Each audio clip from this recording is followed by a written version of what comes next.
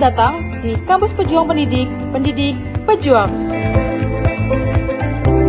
Universitas Veteran Bangun Nusantara merupakan institusi pendidikan tinggi yang memiliki motivasi untuk mencetak lulusan yang mandiri, unggul, profesional, berkarakter, dan memiliki nilai-nilai kejuangan.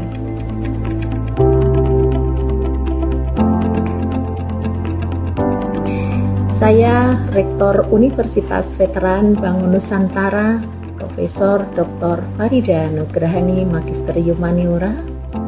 Misi Universitas Veteran Bangun Nusantara adalah terwujudnya universitas yang unggul, berkarakter, mandiri, dan memiliki nilai-nilai kejuangan.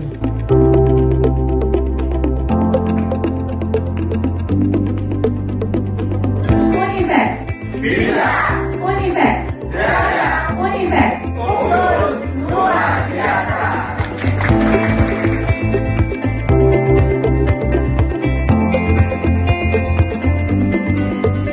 Kampus Universitas Veteran Bangun Nusantara terdiri dari 6 fakultas unggulan dan 1 program pasca sarjana. Univet Bantara memiliki peringkat ke-97 antar perguruan tinggi se-Indonesia, dilansir melalui website EduRank.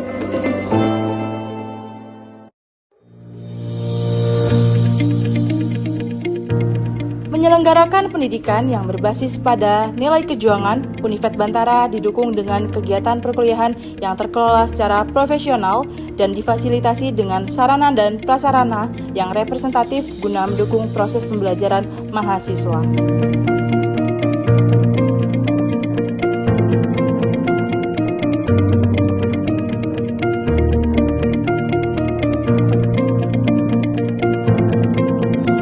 Univet Bantara secara intens melaksanakan penelitian guna menunjang pengembangan iptek dan sosial budaya sekaligus sebagai wadah untuk memberikan kompetensi serta keahlian khusus untuk mahasiswa dalam menyongsong masa depan yang penuh dengan tantangan.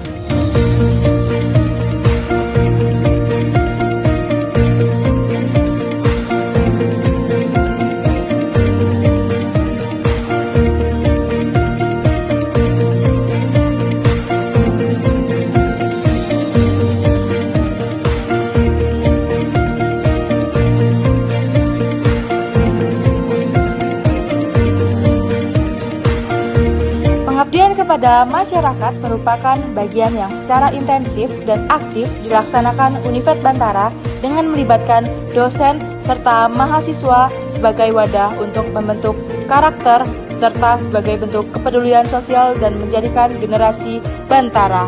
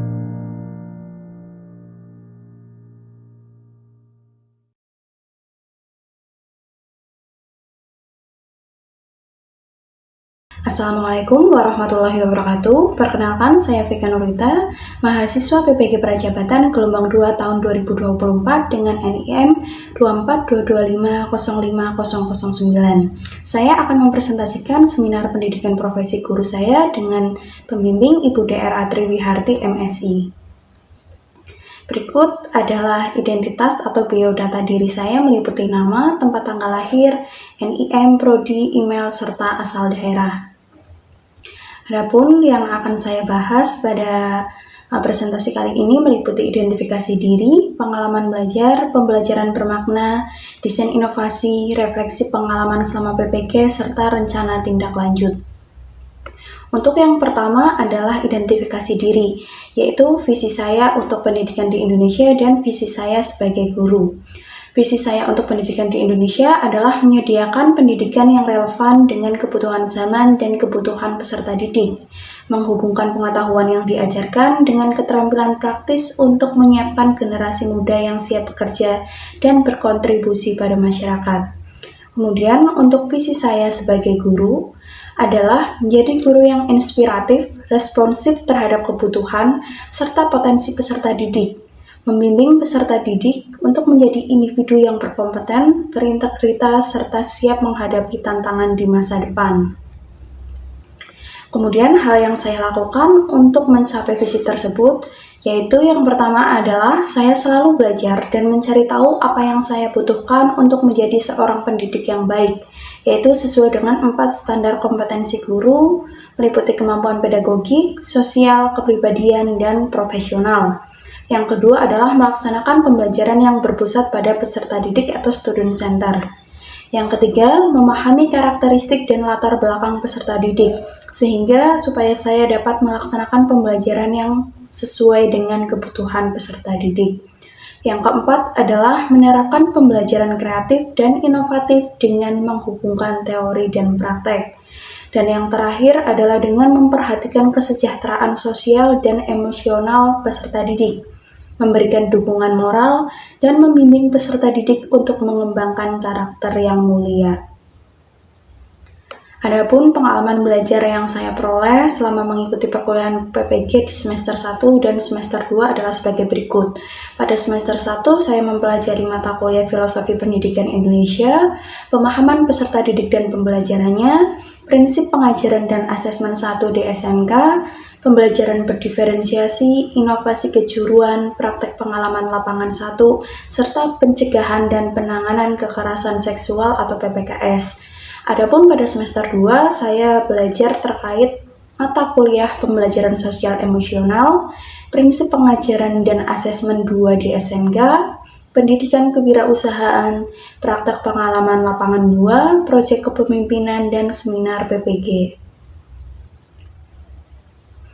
Pembelajaran bermakna yang saya pilih yaitu mata kuliah pembelajaran sosial emosional.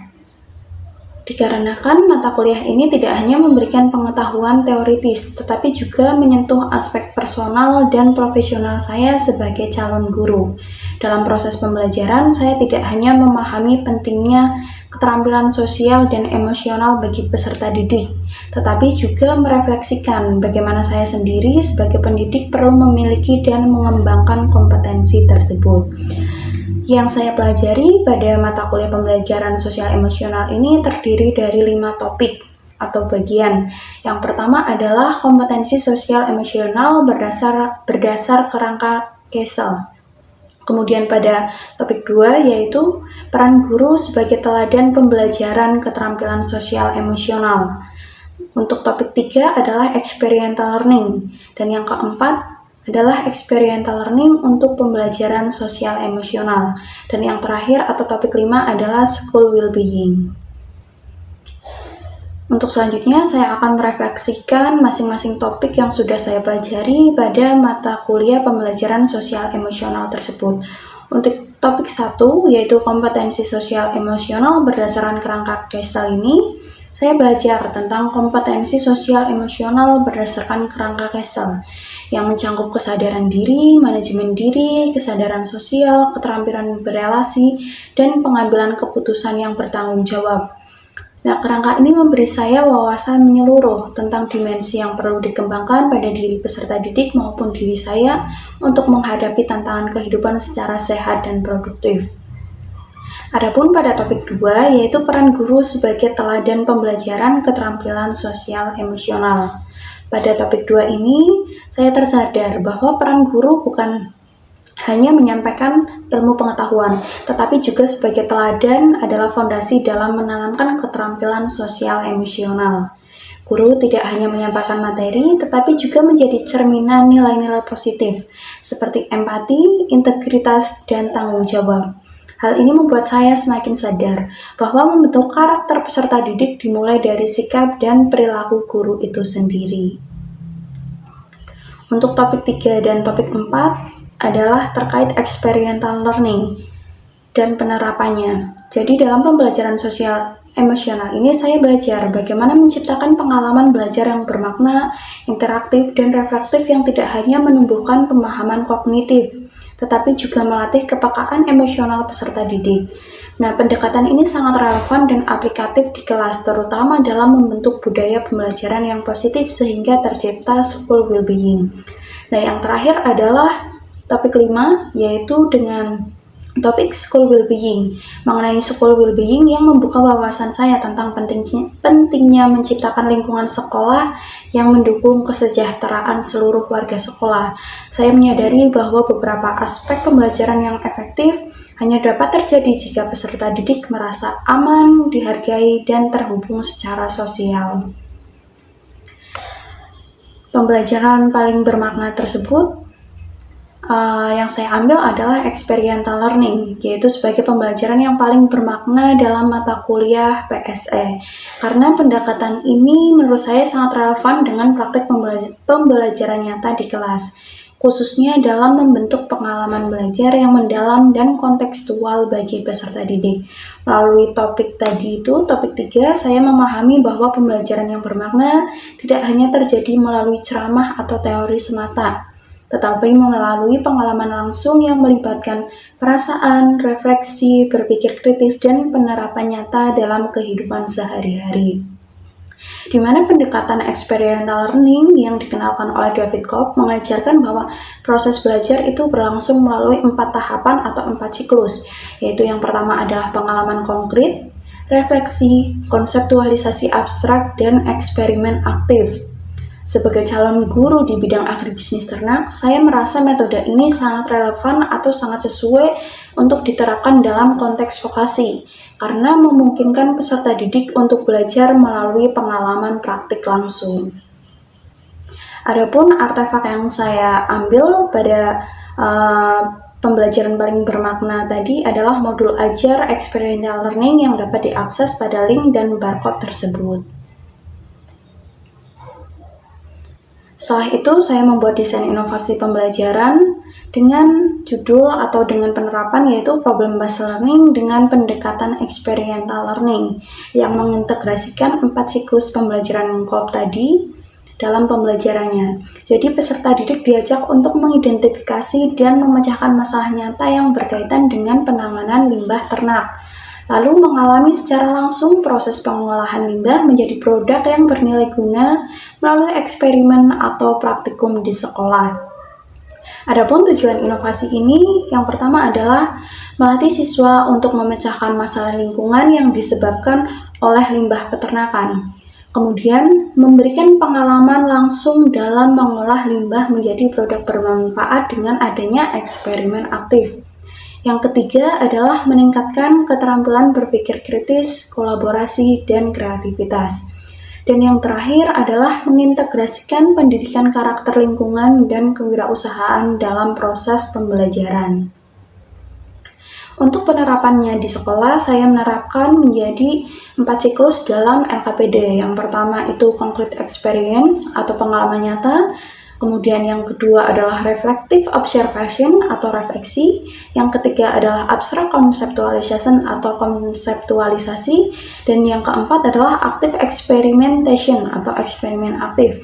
Di mana pada setiap tahapan atau tiap siklus ini peserta didik diminta untuk menganalisis, mengidentifikasi, merancang, serta melakukan tindakan yang sudah mereka rancang.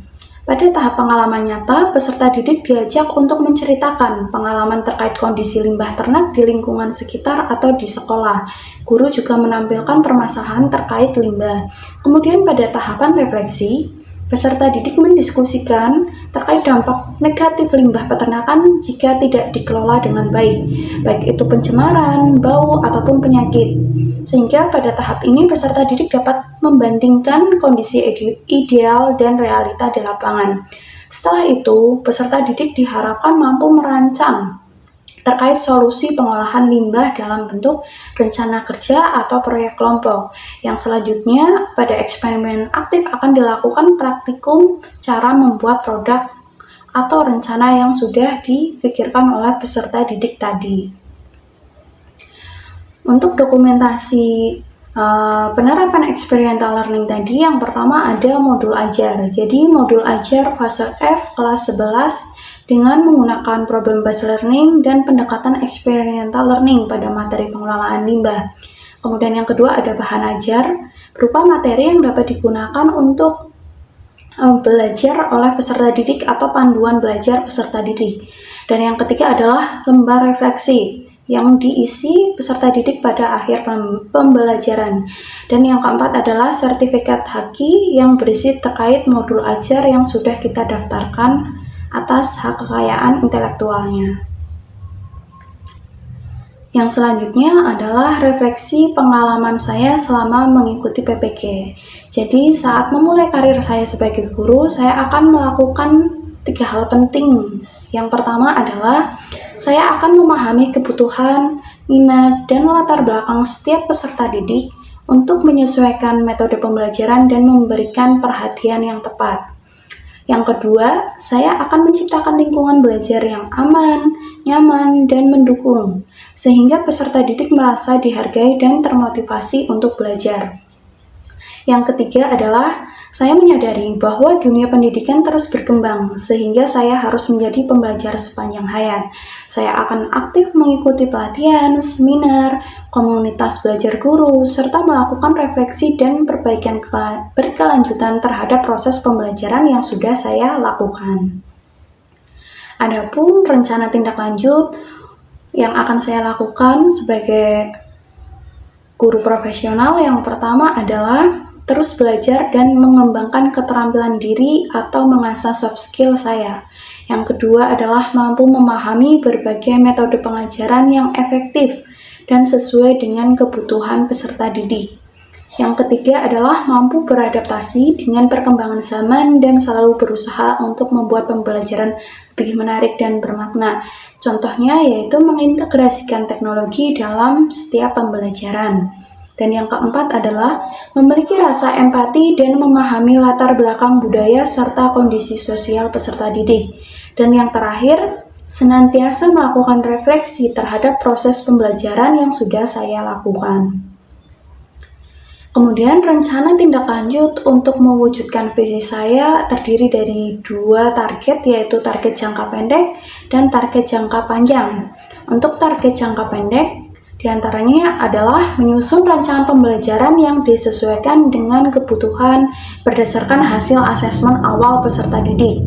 Selanjutnya adalah menerapkan pembelajaran berbasis proyek, pembelajaran kolaboratif, maupun pembelajaran berbasis masalah untuk mendorong peserta didik bertanggung jawab atas pembelajaran mereka sendiri.